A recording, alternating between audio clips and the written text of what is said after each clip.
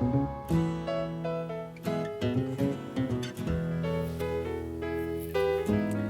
again, everyone, and welcome to Backyard Farmer. I'm Kim Todd. I'll be your host for another hour of answering your gardening questions. This is a taped program, so we will not be taking your calls tonight.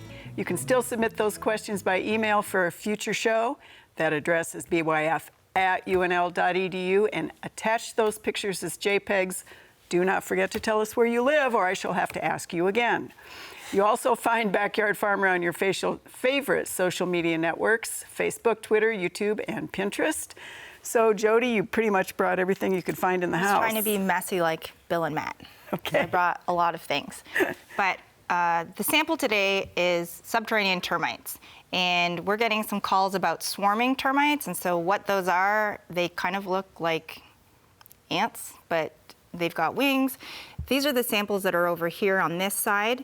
So when you're looking at these termites, sometimes people will mix them up with ants, and I've got some ants on this side over here. And the difference is, if you ever take a picture or you can see them, ants will have elbowed antennae, and they'll have a skinny waist. So most people know that they have the segmented bodies, but they also have wings, four wings, so two pairs, and they are unequal. If you look at these termites on this side with the wings, they've got four wings that are equal, so they all can pretty much sit on top of each other. That's how you can see them. If you see swarming outside, you know, in your firewood or in the woods, it shouldn't be a problem. This happens annually, and it's for the termites to spread their genetic diversity and spread out. If you see this in your house, it can indicate a problem. They're not going to spread the diversity. They're going to possibly, you know, eat your house. You will want to call a professional because it's not something that you can take care of on your own. But I'm just going to show you what termites can do. A lot of times, you know, we think we may be able to see this, but this goes on pretty hidden. They do eat with the grain, and what they'll do is leave their poop or frass. It's pretty muddy, but if you can see the backside, it almost looks like there's not a problem. So they can be pretty tricky that way. They do need to maintain, you know, a certain level of moisture so they don't come out in the open. This is another sample of some damage. This is a book. Dennis found this, so. That is What was your joke about this? The termites digested that novel quite well. Right. So these are some of the damage. What you can do, again, call a pest control company to come in and take a look, do some inspections. And there are a variety of things. You know, if you have questions, you can always call us. But it shouldn't be a problem in the swarming stage. It just is an indication that you have a mature colony, and you'll want to look into it. All right, thank you, Jody, and that is really creepy. Yeah, very creepy. Okay, Bill, you brought food coloring. Something that you thought was creepy a couple weeks ago. I thought it was pretty weird. Well, yeah, so I made the question we had during the lightning round was, how do we get our grass to look greener without fertilizer for like an event, right? And I said we use colorants to make the grass look greener, and Kim was appalled by my response apparently and asked me to bring a sample. So I have a couple different turf colorants. They're designed for application on turf grass, and they do more than just make the grass look green. This is why we see them being used on golf courses and sports turf. A lot of times they're mixed with things like pest control products. They actually make the plant healthier. Believe it or not, our cool season grasses can actually get too much sun during the middle of the day. And so the colorant acts like sunscreen. This product here, which you see is actually more of a bluish white color than this greener one, actually has titanium dioxide and zinc oxide in them, things you'd find in sunscreen. So you actually put them on, and we do get a plant health benefit from using these types of pigments. In the south too, when the grass goes dormant and the snowbirds want to go down and play golf and see green grass, a lot of times they'll just spray that dormant grass green so that it looks green, so they're happier when they're playing golf in February. They can call their friends back in Minnesota and tell them how great it is, right? So turf colorants have a purpose in the turf industry aside from just making it look green and cheating. They actually improve plant health, and they can help out with dormant color. And so it'd be a very interesting application of zinc oxide to your nose, because it would then be green. You have a green nose. I have a green thumb right now. And stuff does stain. And one thing too is professionals use these products, very low rates. And if you look at my hands, they're turning green. They stick very closely to your hands and your shoes. And so if you would get some for your lawn for a party, make sure it's properly dry before you'd go and have that big party, because everyone's feet would be green. Oh boy, thanks, Bill. All right, Dennis, a stack Oh, yes. of dead creatures. Oh, yeah, a stack of stuffed creatures, and they're all native. We have our one that'll eat your bulbs, the pocket gopher. We have the squirrel that likes to go up in a tree and Eat your roof. eat your roof, or actually nuts from trees. We have the opossum, which eats ticks, which Jody will talk about later. But this one loves ticks, and our famous woodchuck, who doesn't chuck wood, but can get into the garden, our big ground squirrel, the woodchuck. So we just want to give a comparison here in size, and they make a wonderful little totem pole. Oh, jeez. And if you really feed them well, they'll do this right in your backyard. And we've decided that next time you show them, we're going to put googly eyes in them. Yeah. They'll make it a lot These are more- study skins, so they're like this, and they don't have eyes. So. Okay, thank you, Dennis. All right, on the googly eye note, you have beautiful plants instead. No googly eyes. I have a couple things. You know, because of our weather, and I know it's been a cool, wet week, but it seems to be helping with our flowering, that we continue to have this long flowering season right now. So things are kind of meshing together. The first thing we'll look at is this white flowering branch here. So this is off of a fringe tree, an American fringe tree. And this is an unusually good year for it. It does pretty well. We have it in the Arboretum here on East Campus.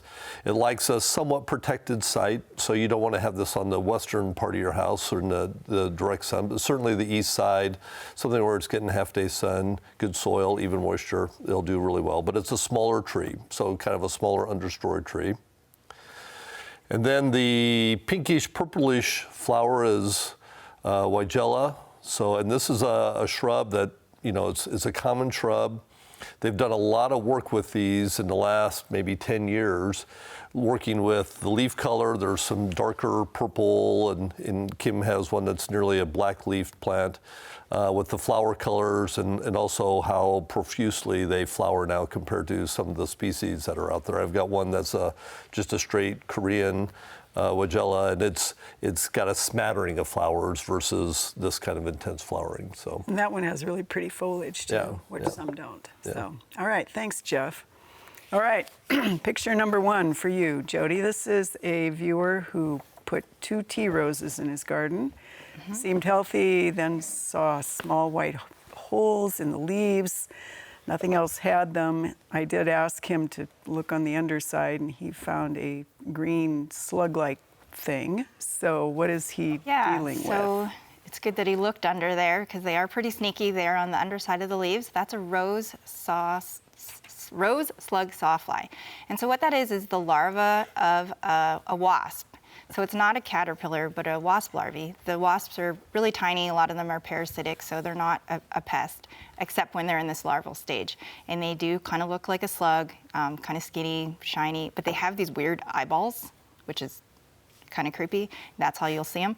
But what you can do is pick those off. So you can do that. You can spray them with a strong burst of the hose.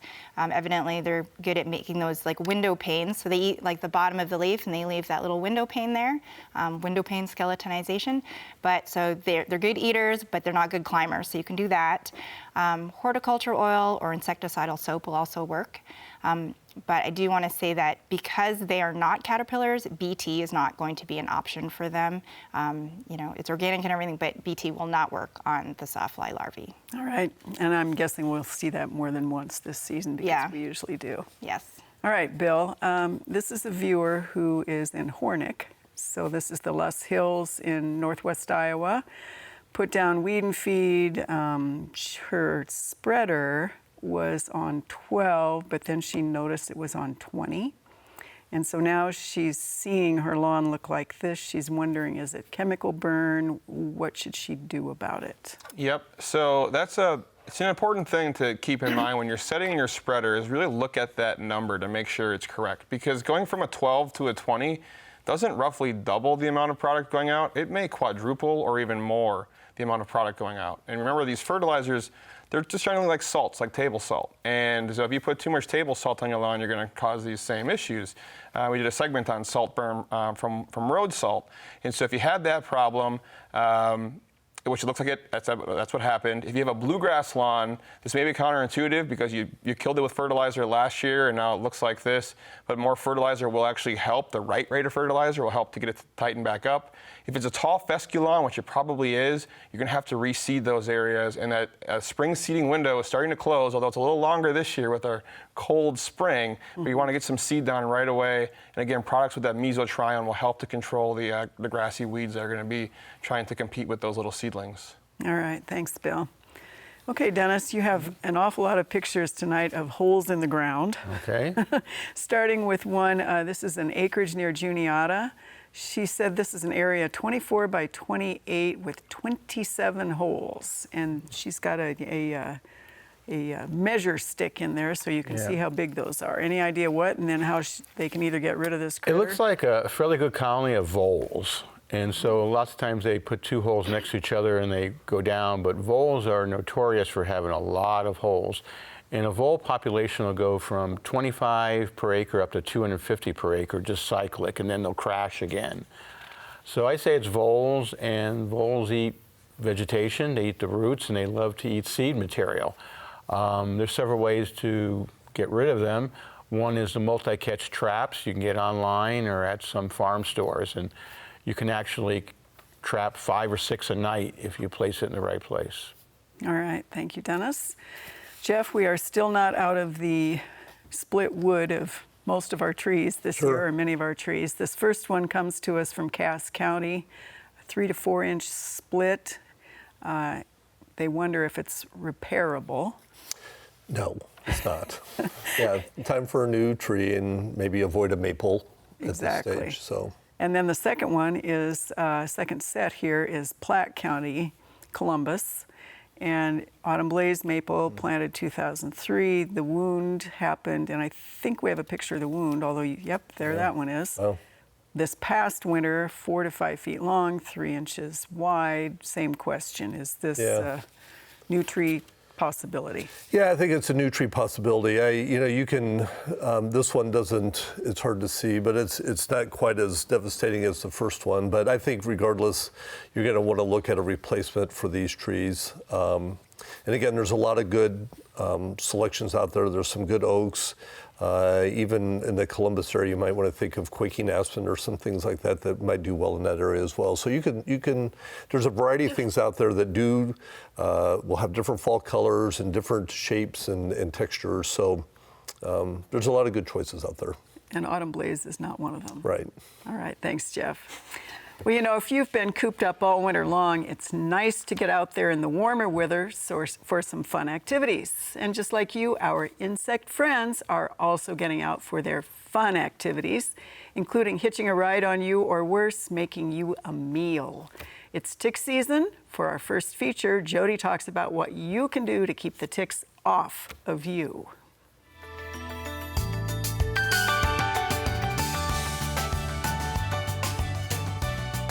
One of the downsides of enjoying the great outdoors now that spring has sprung in Nebraska is the exposure to ticks, their bites, and the potential illnesses that they transmit to humans. Ticks need blood to survive and reproduce.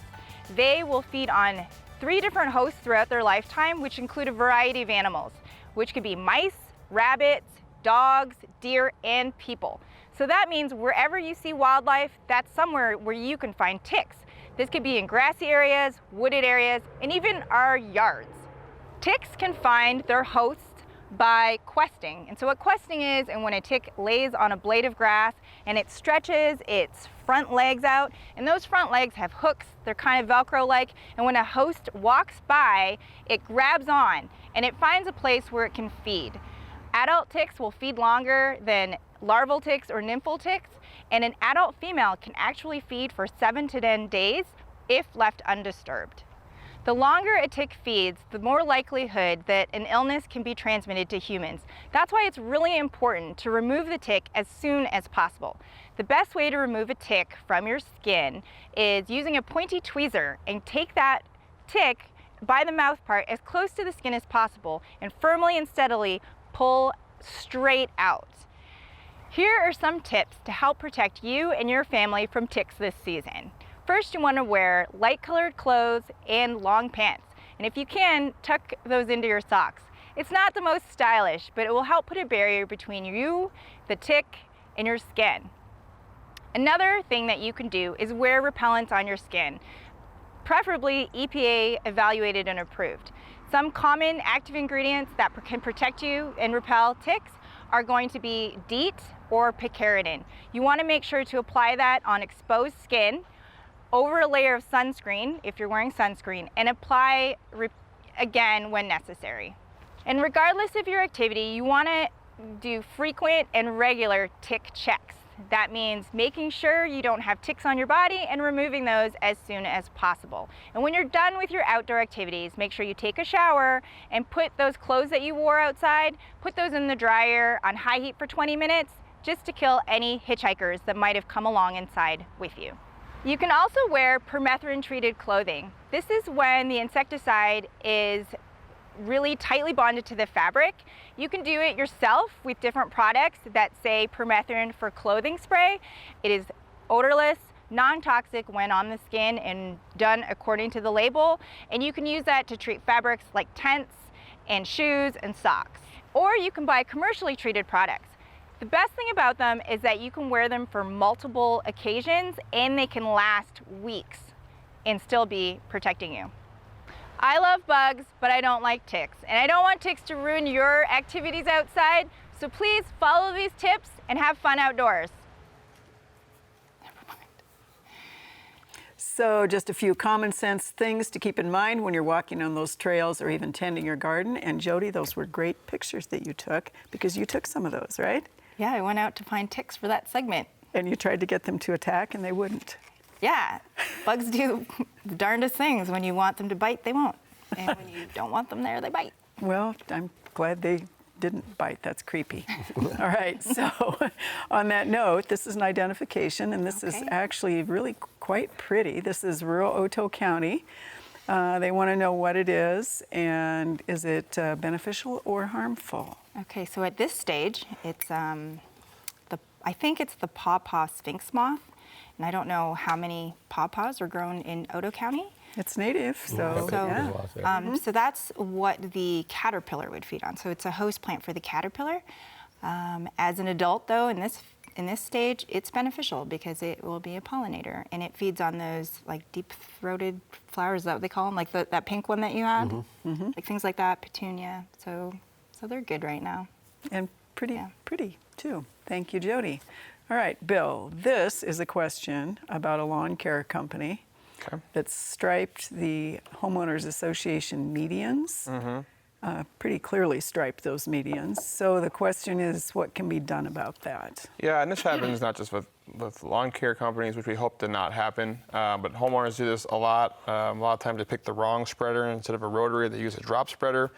Regardless of how it happens, then the question is, how do you fix it? And when you have big spaces, you can always come back in with a lower amount of fertilizer and try to be strategic in those lighter stripes. Just a little bit of nitrogen fertilizer can actually elicit a pretty strong greening response. And so the areas that are green probably won't get much greener, but the areas that aren't green are going to start to come up. And so you'll be able to kind of hide it. Other options are you can do foliar iron spray applications. Generally works better though for shorter mown turf, like at golf course fairway height or athletic field height. And so that may not be the best option, but that's just something that we see frequently. The other thing is just be patient. Most of those fertilizers only last for about 6 weeks at the most, and so hopefully you'll see that go away. If it's a longer release fertilizer, then you might want to go in with another fertilizer just to try to mask those stripes. All right, thank you. Otherwise, you just, those are lanes you can race down one lane. Yeah, if you're a little fun kid. Things with the kids Do to race. fun things with the kids. All right, Dennis, you have a couple of pictures from different people here. Okay. The first is a Stromsburg viewer who found this in the mulch, deceased, and she wonders what it is. It's hard to see with the picture. It looks like a vole because of a short tail, but shrews also have a short tail. By the size, it's kind of big. Well, that one. I think I can see purple teeth, so it'll be a shrew. Shrews have purple teeth and the short tail, and shrews eat other mice, so shrews are excellent. They don't hurt anything, they just eat mice and voles, so you want shrews. Perfect. And then we have a trail for, I think you have a third picture here, tunnel under a garden board from the compost pile. That looks like a vole. So we need to have the Stromsburg viewer get together with the Lincoln viewer and hand over the shrew. But remember, you can't train the shrew, as someone You have a said. play There's no date, though. taming of the shrew. Yeah, we we in were Shakespeare waiting for published that. We were waiting for that one. Literary masterpiece here today. All right, well Jeff, your picture, this is yet another maple. This is fall Fiesta maple that was planted and apparently has some issues going on. And the leaves just So it leafed out and then it yeah. started doing this. And so, of course, he's wondering, is this a goner? Have you ever seen this happen before? Yeah, so I guess at this stage, I would be tempted to be a little patient and see what happens with this. I suspect that the tree isn't going to leaf out a second time and you're going to be replacing it. But, my other thought is to pull the mulch back, look at the root zone and kind of see what you have for roots. I would suspect that maybe we've had some root damage or some loss of root mass there, and it had just enough energy to push some leaves, and that's it. So I'd check and see how loose the tree is in the soil and that sort of thing, and that might be an indication that it has kind of ended its life here with this push of leaves. So. All right, thanks, Jeff. I'm sure that's not what they want to hear, but of course in that chair, that's pretty much always what we say. Well, our growing season has finally officially kicked off at our garden. Last week, our hardworking master gardeners got this year's vegetables and ornamentals planted. Let's see what's taking shape as we hear from Terry James out in the Backyard Farmer Garden.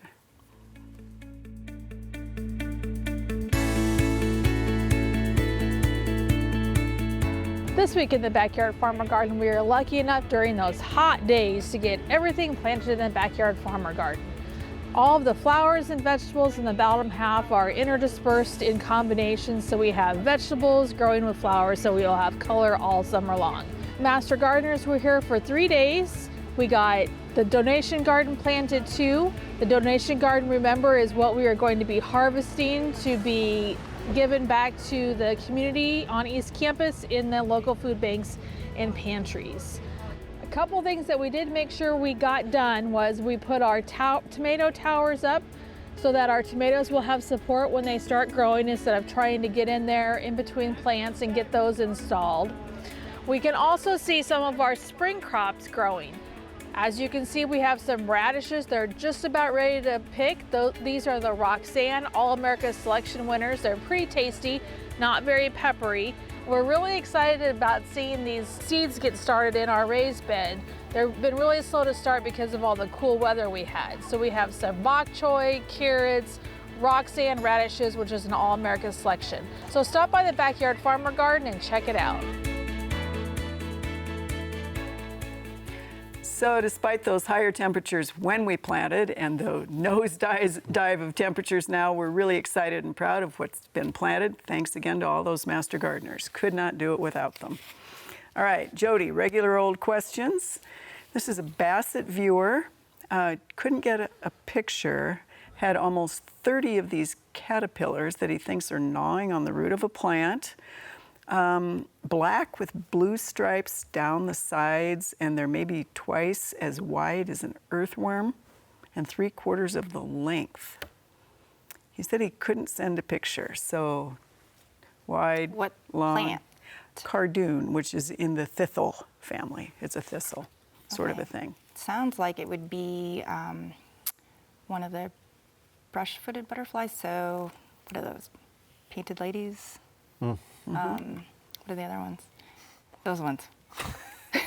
So in other words, it's an okay. Yeah, if they're feeding on thistles and you don't mind, they'll probably roll up the leaves and they'll come out. They're going to be beautiful butterflies. So if you don't mind them there, they are going to be beautiful. They're in the same family, like they're in the same family as like the red admiral and the painted lady. I don't know if that's exactly the one, but it's all those ones. American lady. Those Okay, ones they like. and cardoon is actually It is related to thistle. It's an ornamental and not hardy here. So he'll be able to enjoy that plant and the butterflies if that came in with it, right? Okay, Bill, I know you've answered this before, but you get to answer it again because we keep getting this question. And this is the chickweed question. 2 different viewers sent it in and said, what is it and what will kill it? Yeah. We can probably get some control with chickweed now. And so you can go out with the 3-layer products. It's better to do it later on. I think it's just being persistent. And if you're really having a struggle with it, a second application. It's another one of those things too, though, where what's wrong with your lawn, right? So use these weeds as indicators that something is not right. Like a dandelion is an indicator that you're probably too lean and you have too many voids there. And so try to figure out, what is the underlying issue here instead of just putting a Band-Aid on it by just trying to treat and then it comes right back because there's a bigger problem. Okay, and mowing it off for the seed crop, or is it too late for that maybe at this point? No, I wouldn't. I don't think so. Okay, all right. Dennis, this is another hole created by an animal. He did send us a picture, but the resolution wasn't good enough. But he put his ball cap next to the hole, and the hole was the size of a baseball cap. Wow. And he said it was not oblong, it was round. He's dismissed it as a badger because of the not oblongness of the hole. So what do we think here? So about 8 inches, depending on the size of his head, to 10 inches in diameter. If it's in the side of a bank with a lot of dirt, it would be a groundhog or woodchuck. If it's just kind of on a flat land, it could be a small fox. And if there's a real lot of dirt and it goes in pretty far and it seems to widen as it goes in, it could be a coyote, depending on where you're at. Okay. Best thing to do would be put some talcum powder or flour around it and get a footprint. And then we can tell you right away what it is from the footprint. As long as he sends a picture of the footprint. Yeah, you have to. Don't just leave it out there, right? Okay. All right, Jeff, this is still a maple question. Okay. And all of us have gotten this one this year, which is all of the helicopters of all of the trees, including the ones that look like dead leaves in the crown. Right. And what people are really wondering is, will the maples that put on all those seeds put on leaves, and can we expect that many helicopters next year? It's unlikely. Kind of the seed production will be kind of seasonal or year to year. It's not going to be every year. You may be every 3rd year or every 5th year, and you'll see that with oaks in particular. I think this winter was maybe a little bit stressful, and that's why we're seeing real profusion of flowering this year with some of our maples. So I'd be patient. I think that they will push leaves, and I think they'll be fine at this stage. Moisture across the whole state's good, so this isn't one of these recommendations where we have to tell people make sure you're watering your trees and all that. I don't really think anybody has to worry about water right now. So I'd say maybe the biggest thing might be from a weed control standpoint is making sure you're doing some cleanup with some of those seeds. Because there's a lot of seeds, their viability, that would be the concern. You're going to end up with a carpet of silver maples or something like that underneath all your shrubs, and then Bill's going to have to be struggling trying to understand how to get rid of all of those. So this would be the time to rake some of that stuff up, if you can, a little bit, just to minimize some of that for later on. Now it's time for the lightning round. Are you ready, Jeff? I am. We have a viewer who wants to know whether she can cut back her asters to keep them from growing too tall, and if so, how much by when? I wouldn't do any more than 1/3, and I would have it done here by the middle of June or so. All right. This person wants to know if their rhubarb has thrown a seed head already. Right. If he doesn't cut it, can it produce viable rhubarb plants off the seed?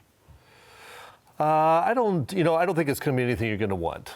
All right. So it's not going to be, that plant that you have there. All right. What causes cucumbers to taste bitter? Stressful weather and being on the show would also cause your food to be bitter.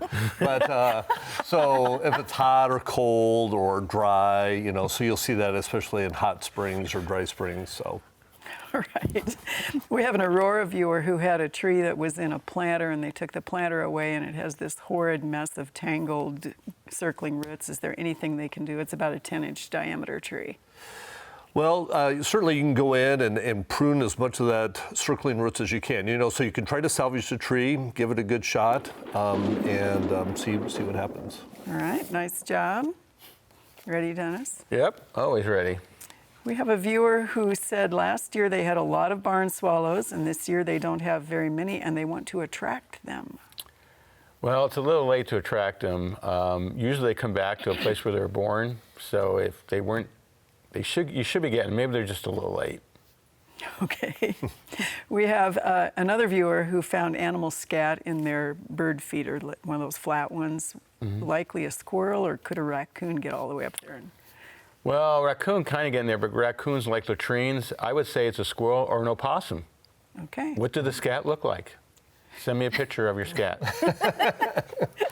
This is a Johnson Lake viewer who wants to know what kind of frog or toad makes the little peeping noise. Okay, so the coarse frog is like running your thumb down a metal comb, and two glass balls together is a cricket frog. Okay. Are there any sightings of armadillos yet this year? Yes, there's been one along I-80 in Hall County that I know of. There's probably been others, but I don't know. All right. This viewer wants to know, is there any way to keep moles from coming into your yard? No. Okay. That was a very definitive final answer. Are you ready, Bill? Yep. Okay, we have a viewer who wants to know whether spraying grass begone on brome in junipers will get rid of the brome. It could. I have to look at the label for sure, but base it, cool season grass, I would expect it. You'd use some control. It's a tough one to control, though. We all know that. So. Okay, we have nut sedge that is up 1 to 2 inches now. What to do? Time to spray. Sedge hammer, dismiss. Those products. If you can't find them at a garden store, which you probably can't, hire a professional and they can spray. But the earlier you treat, the better. Otherwise, they get out of control. All right. Should people mow on a schedule or just as needed? As needed. Right now, I'm mowing every 4 days. It's not desirable, but that's what I have to do. So I try to say don't over-fertilize when you don't need to. Schedule-based mowing is not very efficient, and it actually can stress the plant out. All right. The snow and the cold in Scottsbluff, would that have killed 1-inch seedlings of fescue or bluegrass that are just up? No, the seedlings are usually pretty cold tolerant, and so I'm not too worried about that having any kind of damage with the warm soils too. Okay, nice job. Okay, Jody. Okay. You ready? Mm-hmm. What should people do about clover mites? There's not a whole lot you can do. Vacuum them up or sweep them up. You can spray bifenthrin on the house if you want to, but be careful of pollinators. All right. Will the cold snap kill the mosquitoes? Nope. Are there natural plants that we can use that actually really do repel mosquitoes? I don't think so. All right. Is it still okay to spray for the crawler stage of all those scales that we had on the show last week? Yeah, I think they're crawling now, so now's a good time. All right. This person wants to know if they should treat now this spring if they don't see any evidence of bagworms, but they had bagworms last year. I would not treat unless you see bagworms. Okay. Are worms beneficial to add to a raised garden bed? Yes. All right. We have ant mounds that are like 12 inches across with all sorts of openings. In the grass or in the lawn? Yeah, those could be field ants. Okay. If you don't want them there, you can probably put one of those outdoor liquid baits for them. Okay. Clear winter. So grab that. Oh, Mom, those are kind of easy. Question with the bagworms, is it still okay with BT or is it too late? Well, it's too early. Too early? Yeah, Okay. they've got to hatch All right. out first. So I don't know. You don't want to waste any money in product. Focus Right. on all those scales. Excellent winner. Plants of the week, I'll Jeff. share with you. Well, we have two I know. kind of cool plants here, something a little unusual. So the first one, this large purple one, is a giant allium. So it's a huge bulb, and it goes dormant after flowering. So it likes full sun to part shade. And you can see them right now. I've seen them at a few other places around town where the alliums are doing well. Then the other one, which you can't really see quite as well, but there's a seed head in there, and that's gray sedge. So it gets up to about 18 inches tall. It's a clump, so it's a sedge, so it'll have that triangular stem to it. What else do you say? So you said it does seed itself in some locations. So it's got, again, if you have kind of an area that's a little bit more persistently wet, it's someplace you might want to use, especially if we're having turf problems. So we're looking at using more sedges on campus in some of those areas that stay a little bit wetter than some of the other spots. And it will tolerate some shade as well. You know, we have that one in the backyard farmer garden, and we actually had a viewer ask the question about it because it was in flower before it started to produce the mace-like seed head. Oh. And he saw the fluffy seed head or the flower and didn't really know what that was. So Sure. It's a pretty cool sedge, Yeah. which you could, of course, kill with sedgehammer. Yes, I wouldn't spray it then. Yeah, don't spray it. Yeah. All right, thanks, Jeff. Well, be careful. All right, so this is a viewer who sent us pictures of creatures on her tomatoes last year. And they're fabulous pictures, and she Yeah, they're wonders what good. they are, and she is hoping that whatever they are, they don't visit again this year if they're bad guys.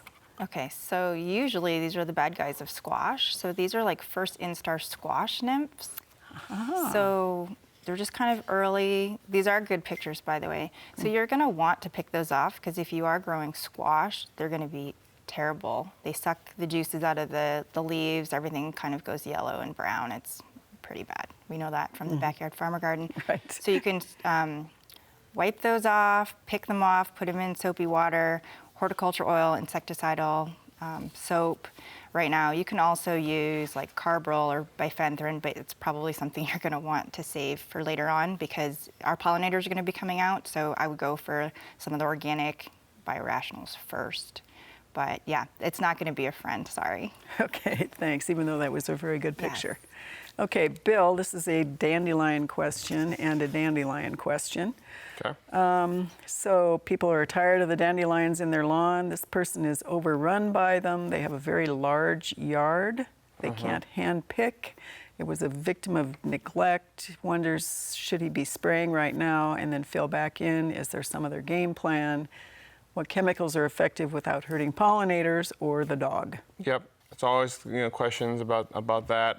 Again, first thing first. A couple years ago, I showed a picture where we had a lawn that was fertilized properly and had no dandelions right next to a strip that had no fertilizer, and it was all dandelions. And so, again, dandelions are actually pretty weak, and the successional pyramid here as we kind of work our way up. And so if the grass is not there, then you're going to have this be there. So if you're, again, just spraying over and over, you're not fixing underlying issues. So make sure we get onto a good fertility program. That lawn looks really lean. It needs a lot more fertilizer this year to kind of build some density up. And then, you can spray now after the yellow flower. We're kind of past that stage, at least in southeast Nebraska. Better control would be with some kind of a three-way product. Things with 2,4-D are very, very effective on dandelion. Again, most effective, though, in the fall. If you miss the application next spring, there's a product called Defender that you can put down early in the spring that will actually prevent the dandelion from flowering and likely kill it. So you have some options there, and they're all safe for animals and pets and pollinators when used in accordance with the label. So make sure you read those labels. Excellent, thanks, Bill. Okay, so this is not a hole, Dennis. Okay. Well. This viewer found this on their deck here in Lincoln. Said it's about an inch and a half long. What is it? And Hylochrysoceles, Cope's gray tree frog. It's one of our only native tree frog. Doesn't hurt a thing, no germs or viruses, eats insects, and they'll be on your windows. Really? Yeah, and they were only in the eastern quarter of the state, but they have extended their range due to fire suppression along the Platte River all the way to North Platte, and along the Niobrara all the way to Valentine. Nice. And is that all the bigger they get? Yeah, they get little about like that big. Yeah. Okay, Yeah. very nice, fun. And they have cryogenics. They freeze solid in the winter, Really? and they come back to life. Sounds like Star Wars. Yep. Okay. All right. This is not a good guy. This is a viewer actually south of Blair who She thought it was leftover from a squirrel that left nuts behind and planted this tree. She pulled it out and then she got a blister. So what is this? That's poison ivy. It is. Should have been my plant of the week. Yeah, exactly. Yeah. So that's some good stuff too. They got that going there, don't Oh, they? yeah. And how do you control it? Well, there's a variety of herbicides, and kind of like what Bill has been talking about, this is one you'd want to be persistent with. It's not going to be easy to kill. And there are some poison ivy killers or some brush killers that would work well on this. But this is one that'll take multiple applications, probably over several years, because once it's established, it's hard to get rid of. And you may knock it back, it may kind of hide in the shadows, and you won't see it, and then all of a sudden it's going to creep back out into the sun, so it'll do that for a while. So, yeah, you got to stay on top of that. Exactly, and don't touch. Don't touch it, yeah. Right. Well, you know, most of our spring flowering shrubs have lost their blooms by now, and that means it is time to give them a little trim. Pruning them at the proper time will help you manage the growth and the shape, and can even help keep the borers out of those canes.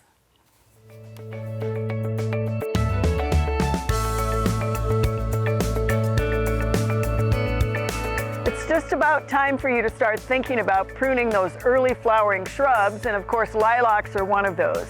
You can see the difference between the old-fashioned types or the hybrids of the old-fashioned and the ones that bloom later. Not time to prune these yet. It is time to prune these. People ask us about deadheading and taking off the seed heads. That's not essential, but if you look at what's happened here, the old flowers were down lower because they were set on previous year's buds, and this is the new wood. This is where those new flower buds will initiate. So this is the time to think about reducing the height of these lilacs, taking out some of these great big old canes, and that's really essential in lilacs because that is what the borers love, is those great big ones, and then bringing these down to a point where next year you're going to have flowering. If you take everything down to the ground, or we say 18 inches, not really to the ground, you will not get flowering next year. But again, the pruning time is now within the next 2-3 weeks, maybe a month before those new flower buds initiate. Forsythia is another example of one of our early blooming shrubs, and they were perfect and beautiful this year. You can actually see where the spent flowers were, and you can also see all that new growth. So it is absolutely time to do a lot of pruning on the Forsythia. We don't recommend turning anything into a round ball, although you can do that with this plant.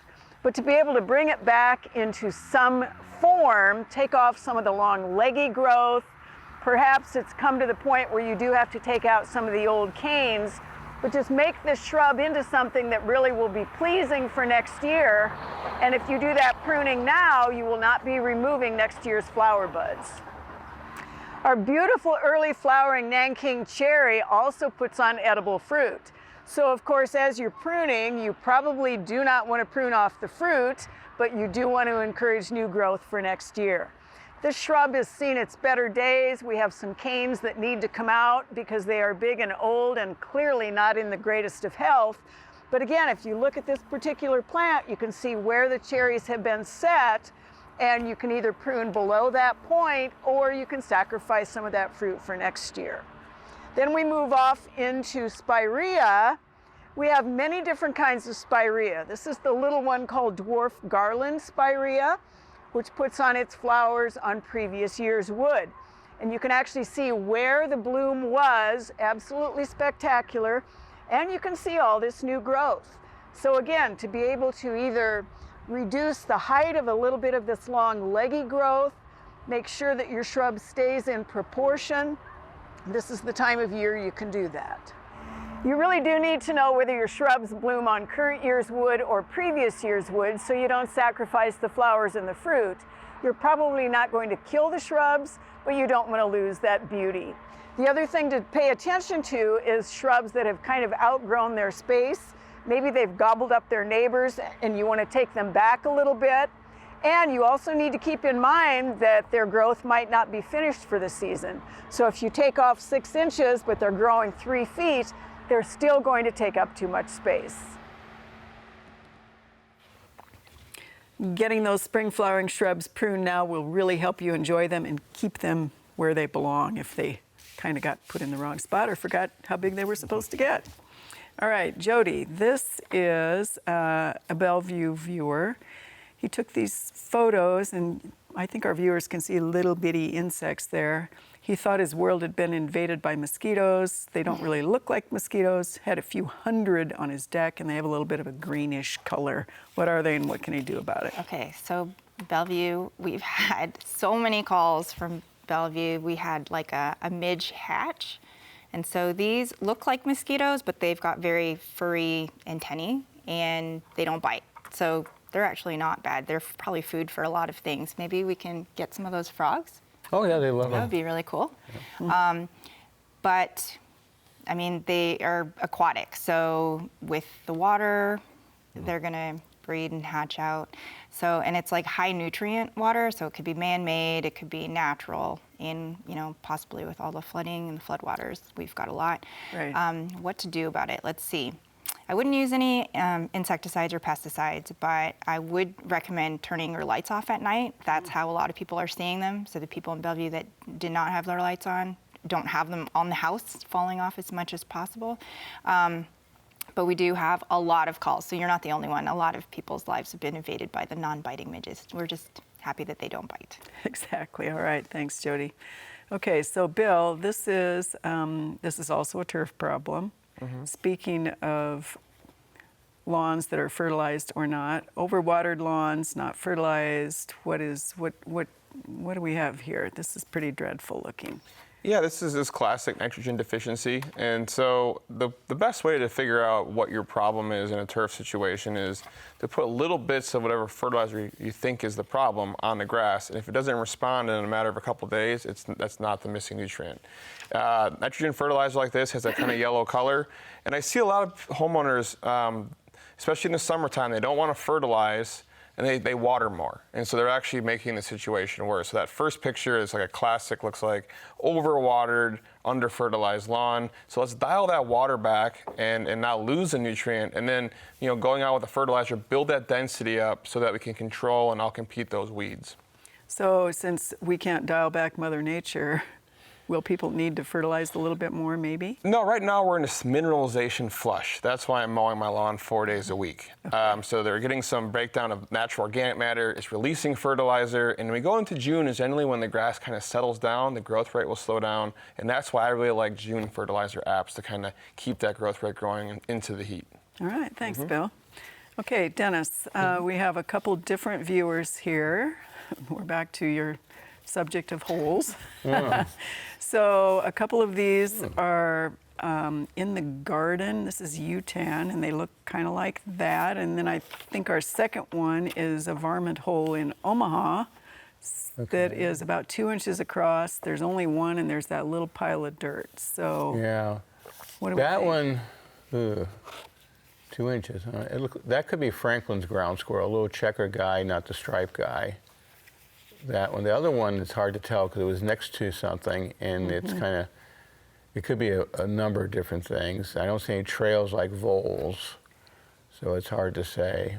That could almost be a house mouse too. So should they like set one of those traps? Yeah, out, or- you could send usually you don't want to, you're not going to use any bait because you don't know what it is, but you can set a snap trap that, with grain and see what you get, a small snap trap, or you can use a box trap. All right, thanks, Dennis. This is a viewer who found this plant in her pasture by Obert in Nebraska. She thinks it's ground plum milkfetch. Okay. And she wonders if that is what it is it noxious? Well, if that's what it is, it's a native plant. So there's a lot of vetches and local weeds throughout the state. And they're difficult to ID. Looking at the picture, I think it does resemble that. But I would want to kind of lean on my local extension agent who might be very familiar with some of those range plants in that vicinity to take a good look at it. Because they really do. They're very close. And my first thought was local weed, because that's kind of what I was thinking at first. But And I think some of them you identify by the fruit, and Right. that would be one too, or to let. yeah, and kind of how hairy the leaves are, Right. because they'll have a lot of that same coloring. So Right. again, I think I'd pull in my local extension folks and have them take a look at it. All right, excellent. Thanks, Jeff. All right, we have announcements of cool things going on in the gardening world. And I think our first one tonight is the Monument Valley Iris Society Annual Iris Show and Sale. That's June 1st and 2nd out at the Extension Center. I sure hope they have some iris left in the snow. We have us on location at Bayside Golf Club Monday, June 3rd, 5 p.m. Mountain, open to the public. It will not snow on us. We absolutely hope. So, and then we of course have, you'll want to be sure you tune in to our newest edition to Digging Deeper, found on our Facebook page. We will be taking an in-depth look at today's major horticultural issues with extension and industry experts. This week, we're going to be hearing from Dennis and Dave Titterington from Wild Bird Habitat about attracting or deterring wildlife from your backyard. So do be sure to watch Digging Deeper with Backyard Farmer on the Backyard Farmer Facebook page or NET's Facebook page. That's this Sunday, 6:30 p.m. Central. So that's always a really fun thing. Okay, we have just about 3 minutes, so we'll see what we can answer. Mosquitoes. So what can be sprayed? This is in flooded areas, Jody, that will kill the mosquitoes. They want to spray pretty much everything they can. They've used mosquito dunkers, everything else, but they are persisting. So what can be sprayed for the mosquitoes? They're getting a lot of the mosquitoes right now. Yeah. Well, I mean, there are some materials, like some insecticides, but it's the same time as the pollinators. So if you're going to use pyrethroids, it would be like nighttime, Okay. and you would want to use it on the resting areas. So you might need to call a company if you really want a thorough spray. But I mean, it would be really, if it's not completely flooded areas and there's containers, I would dump water and continue to use the BT, because you're going to want to break the life cycle. So, treating for adults is not going to be the answer to a lot of other things. I would encourage you to wear repellents as well. All right, thanks, Jody. Bill, this is a compost question. Okay. And it's, can you use a composted manure on your turf? This is on down by Firth, trying to establish a new lawn after new construction. Sure. Any kind of a compost that we get, especially if it's manure, it's gone through proper composting and it's not fresh, and we get that tilled into some of these heavier soils, especially on new construction, where you have a lot of compacted and exposed subsoil now at the surface, can really help to add nutrient value and improve the structure of that soil. So composting materials can be great. You might want to get it tested though by a lab, just to make sure that the salt content is not too high, and make sure that some of the nutrient levels aren't really high that could cause some stress on those seedlings. All right, thanks, Bill. This is an Omaha viewer, Dennis, who they live next to a ravine filled with trees. Raccoons come into their yard and decide they're going to use their beds as a bathroom. He wonders, and this is garden beds, not their beds. Either one is not Clarification. good. Yeah. Is there any way to discourage them from doing that? You could put like chicken wire over it so they can't scratch, and the plants will come up through it. And so that kind of helps, like 1-inch wire. And then it also makes it easier to clean the bed in the fall. And they don't like stepping on that wire as it moves to do their scatting, or whatever you want to call it. So. All right, thanks, Dennis. All right, we're almost out of time, Jeff. This is probably an interesting, quick one. A Bradford pear that came out of the winter 90% dead, but some limbs are flowering. He wonders if it is worth saving. Not at 90% is not, yeah. So I would say that's an opportunity to plant something new and different. All right, thank you, Jeff.